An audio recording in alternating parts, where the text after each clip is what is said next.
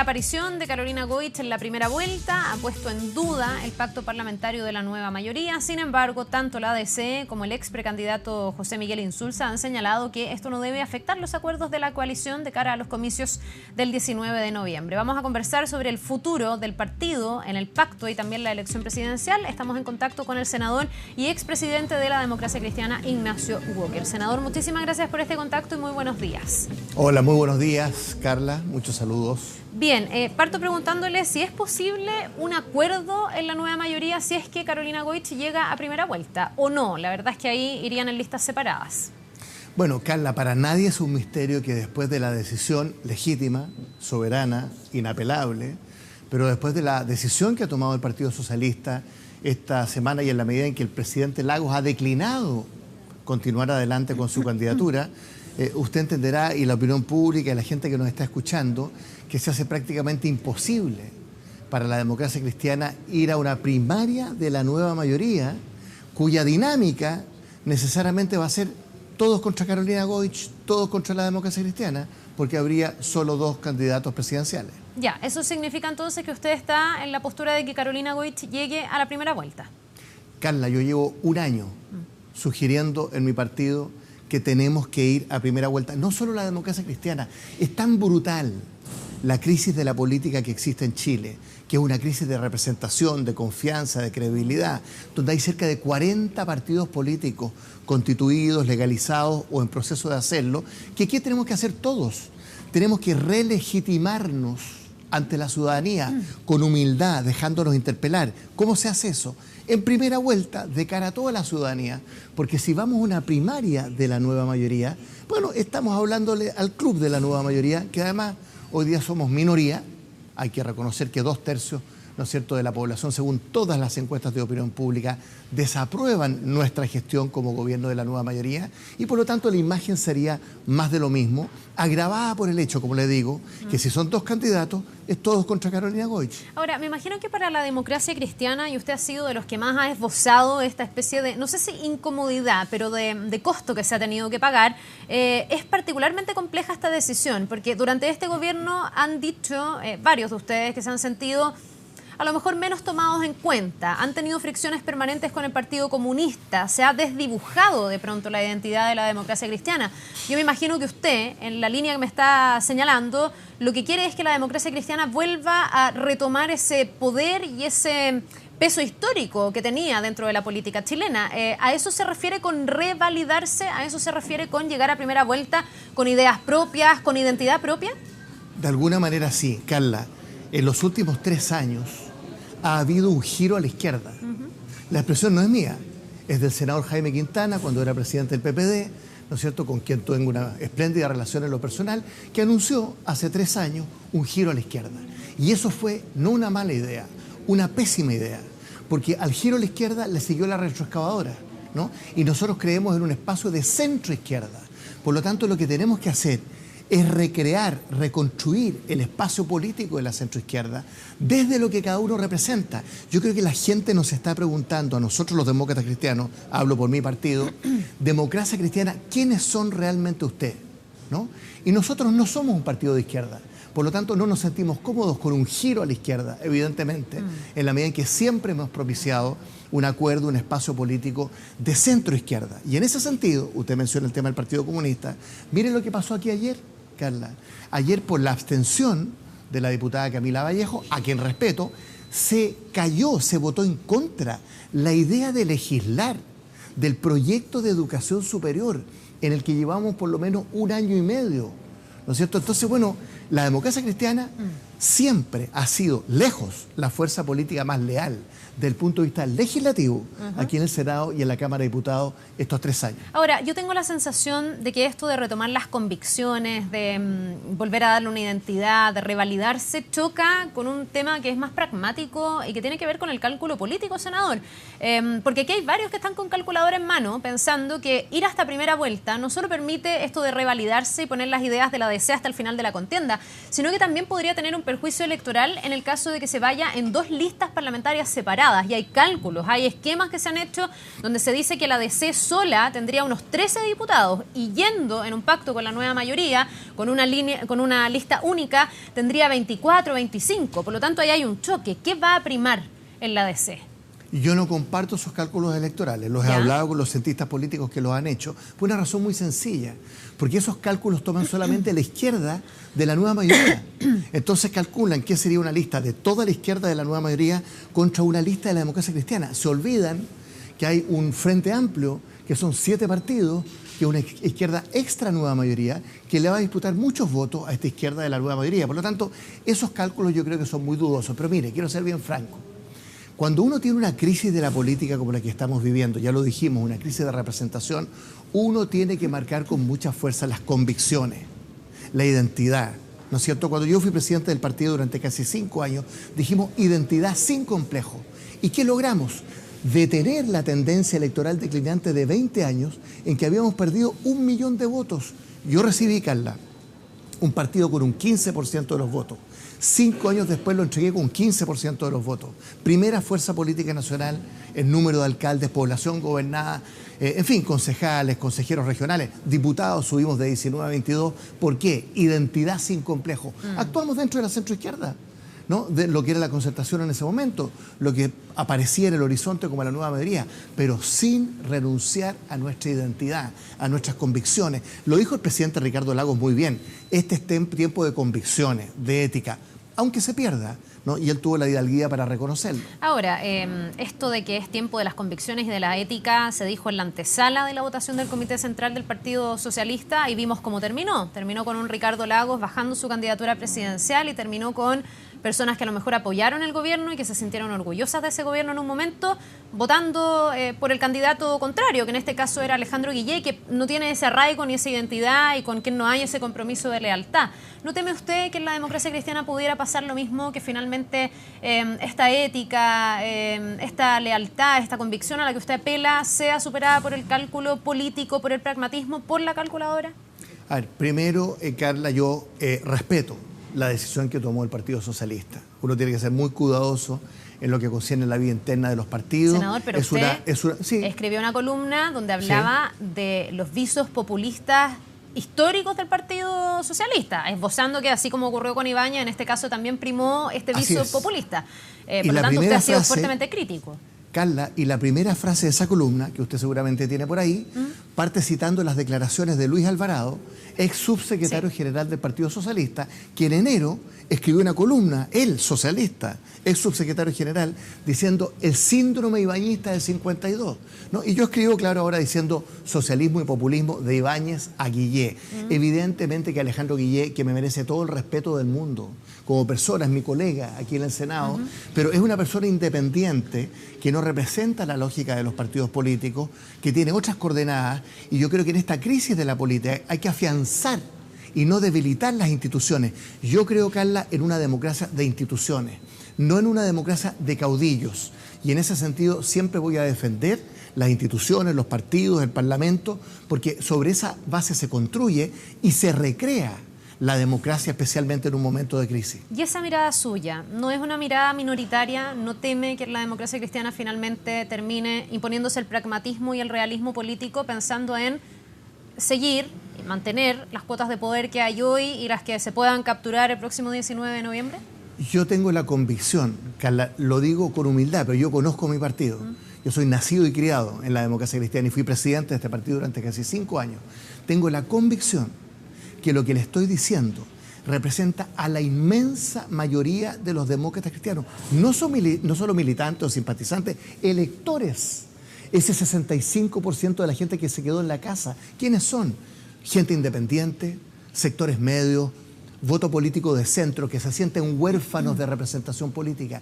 Mi partido, la democracia cristiana, tiene una gran oportunidad. Le digo más, varios hemos hecho una propuesta, que sean las bases del partido, un militante, un voto, las que decidan si ir a primaria de la nueva mayoría o a primera vuelta.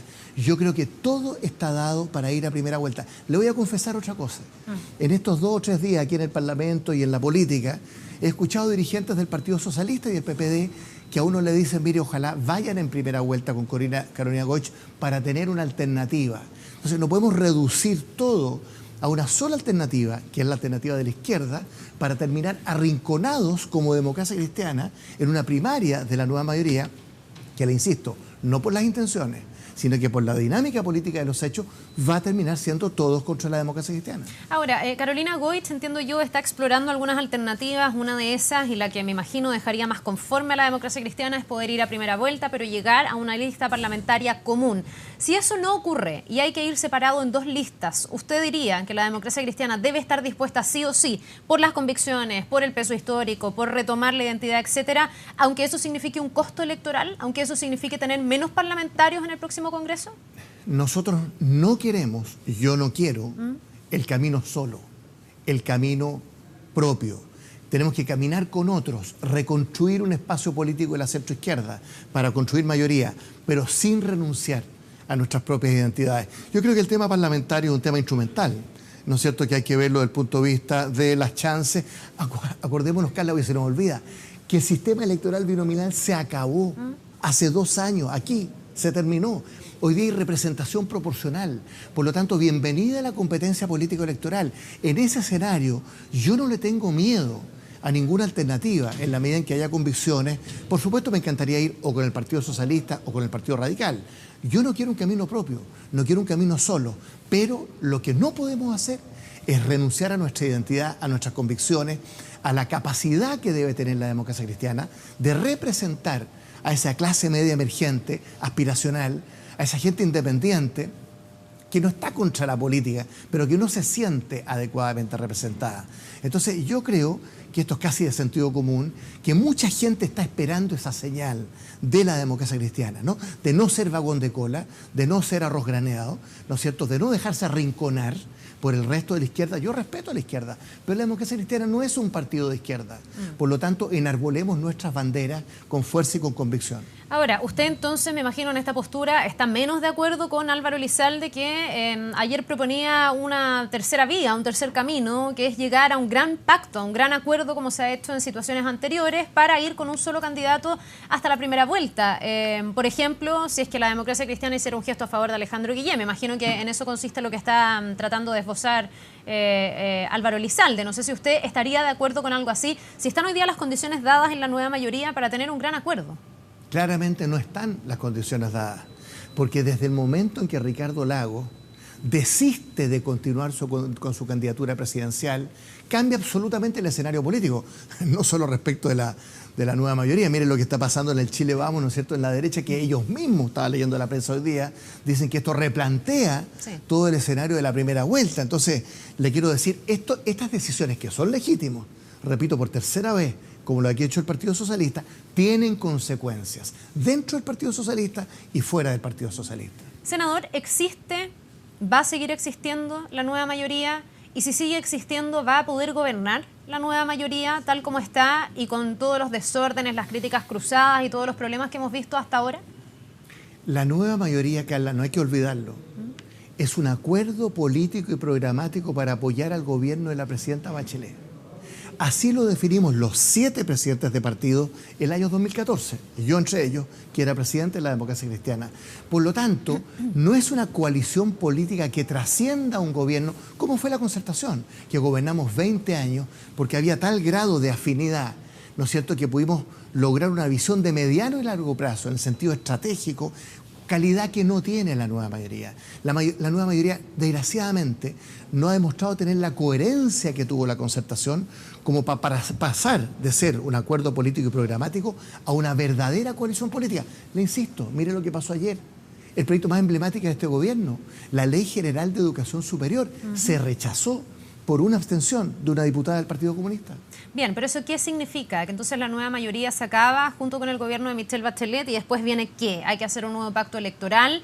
Aquí ya hay que transparentar las cosas y en el fondo reconocer que este es un matrimonio que está un poco presionado y alcanzar un buen divorcio o tratar de salvar este matrimonio. ¿Cuál es el futuro? Porque también cuando uno le propone a un país el gobernar, me imagino que hay que dar garantías de gobernabilidad. Hay que saber con quién gobernaría eventualmente Alejandro Guillén, con quién gobernaría eventualmente Carolina Goich, si fuera el caso también.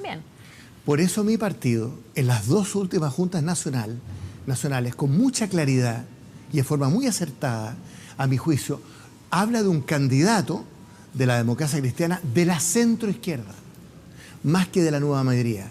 Porque la nueva mayoría, de alguna manera, termina el 11 de marzo como acuerdo político y programático que es para apoyar al gobierno de la presidenta Bachelet.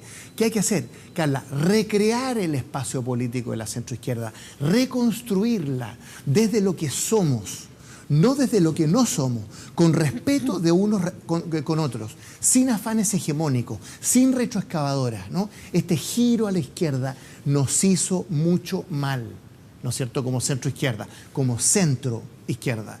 Y por lo tanto nosotros con mucha fuerza, con mucha convicción, con otros, de cara a la gente, a la opinión pública, a toda la ciudadanía, por eso la primera vuelta, transformemos la primera vuelta en una gran primaria de la centro-izquierda, que la gente decida, ¿no? Y que cada uno de nosotros se muestre como lo que es, y no con un pie forzado, ¿no es cierto?, en un clima como artificial, en que estamos viendo después, especialmente de la elección del Partido Socialista y la declinación del presidente Lagos, insisto, a quien le rindo un homenaje porque realmente cuando uno lee, en vez del pesimismo, el libro que publicó, Ideas para Conversar, el programa, yo como demócrata cristiano lo hago mío entero. Y me alegro mucho que la presidenta del partido esté conversando con la gente que apoyó esta candidatura a Ricardo Lagos, con todos sus equipos técnicos, porque Lagos nos pertenece a todos y la capacidad de reflexión que ha tenido en estos meses, con estos dos grandes documentos, yo por lo menos los hago míos como demócrata cristiano. Alejandro Guillé no llegaría nunca a encarnar o a representar el centro político de la nueva mayoría. Usted me hace mucho la diferencia entre el centro y la centroizquierda, o entre el centro y la centroizquierda y la izquierda, digamos. Alejandro Guillé, ¿dónde está situado? Porque también aquí nos pasa que todavía no hemos entrado al terreno de las ideas, del fondo. ¿Ustedes descartan que Alejandro Guillé pudiera llegar a representar las aspiraciones de la democracia cristiana o eso está por verse? Yo tengo mucho respeto por Alejandro Guillé como persona, como periodista, como comunicador, una persona que está incursionando en la política con muchas contradicciones. Usted ha visto los últimos 2 meses, ¿no? Primero, oda a Michelle Bachelet y el gobierno. Después, el exocet más fuerte que se ha disparado durante 3 años, bajo la línea de flotación. Después, guiños al Frente Amplio. ¿En qué quedamos? ¿No es cierto? Vuelta a la nueva mayoría. Le dieron un portazo, ¿no es cierto?, en el Frente Amplio. Tercero, una persona independiente. Yo respeto a los independientes. ¿Cómo no los voy a respetar? Pero yo creo en la democracia de instituciones, en los gobiernos de los partidos, de esa capacidad de armar coaliciones, ¿no? Y claro, hay un cierto dejo personalista, propio tal vez de un independiente, caudillista. Por eso yo hacía el símil con Ibáñez, porque el Partido Socialista 52 apoyó mayoritariamente a Carlos Ibáñez, ¿no? Entonces hay ahí una lógica que a mí no me termina de convencer, ¿no es cierto? Porque yo creo que en América Latina y en Chile lo que necesitamos es una democracia de instituciones, no de caudillos. Y el discurso del presidente Lagos lo dice todo. Dijo, yo no soy populista, no soy caudillista, no me gusta la demagogia, ¿no es cierto? Bueno, otro punto de encuentro por lo menos que siento en lo personal con los planteamientos que ha hecho el expresidente Ricardo Lagos. Bien, pues para finalizar, se quebró ya definitivamente el eje DC-PS dentro de la nueva mayoría. Para ustedes el golpe respecto a lo que pasó con el expresidente Lagos deja congelado ese tipo de acuerdo o todavía hay espacio para avanzar. Algunos hablan de guiños con el PPD y no con el Partido Socialista. Mire, yo he sido casi majadero durante 30 años en propiciar el entendimiento entre la democracia cristiana y el socialismo democrático, y particularmente entre la democracia cristiana y el Partido Socialista. Con Osvaldo Andrade tuvimos una espléndida relación durante 3-4 años. ¿Y hoy día hay condiciones para eso, senador? Bueno, se hace un poco más difícil por la lógica de las cosas, ¿no? Yo leí ayer la declaración de Álvaro Elizalde que me chocaron realmente, porque uno tiene respeto por Ricardo Lagos. Cuando dijo, casi textual, reconoció que Lagos había hecho una gran contribución a la transición y en su gobierno, y añadió algo así como, pero nadie puede aspirar a cargos vitalicios. Por favor, ¿de qué estamos hablando? Ricardo Lagos, una tremenda personalidad de la política chilena, con la cual en la democracia cristiana tenemos muchas afinidades, especialmente por sus planteamientos. Tuve el honor de ser su canciller, ministro de Relaciones Exteriores, una persona, un jefe de Estado, una persona de Estado, quien le seguirá hablando al país, afortunadamente. Mire, yo no quiero dar por muerto nada, menos el entendimiento entre la democracia cristiana y el Partido Socialista. Pero después de este fin de semana, tengo que reconocer que se hace un poco más difícil. Bien, pues senador Walker, muchísimas gracias por esta entrevista. Que tenga una buena jornada. Nos vemos. Gracias a usted, Carla. Buenos días. Gracias. Buenos días.